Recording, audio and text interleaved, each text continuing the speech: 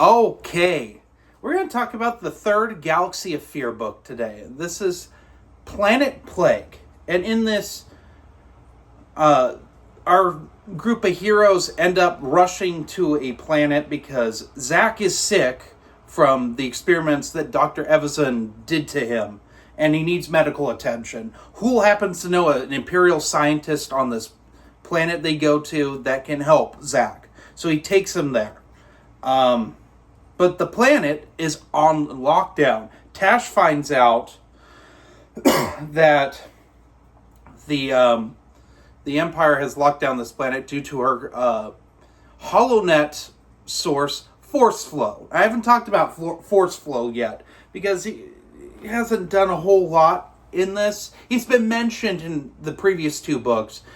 He's the reason that Tash knows about the Jedi, which is an illegal subject on the HoloNet. The Empire has censored all the information on the Jedi, and she illegally gets Jedi stories from Force Flow. Because Force Flow is sort of an informant. We don't know a lot about Force Flow, but Force Flow says, do not go to this planet.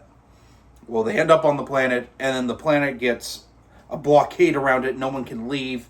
There's these big goop creatures, these slime creatures that are wandering around, and they're not all that they seem.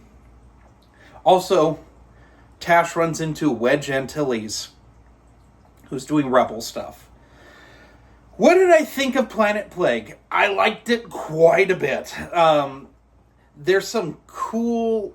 I always like horror like this, where it's a plague, it's an illness. It's pretty tangible. I mean, we dealt with a pandemic recently. This one hits home a little bit.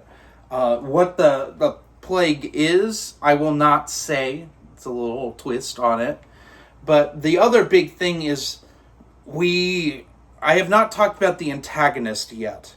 There has been a scientist that has been doing all these experiments, and there is a project called Project Starscream. And this scientist is behind the previous two experiments in the last two books, with the planet Devarin and the undead, the zombies in City of the Dead. He's been behind all of this, and he's working for the Emperor directly.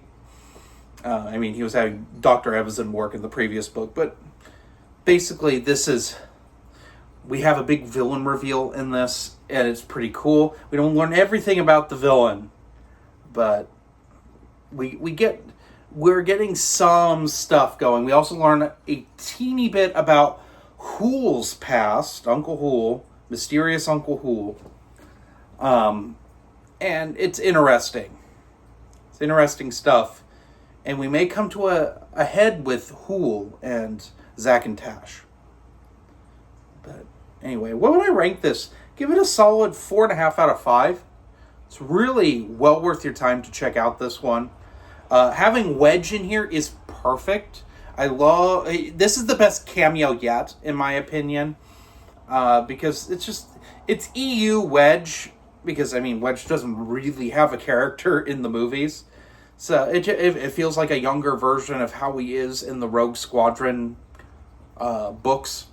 So that's nice. But anyway, have a good one.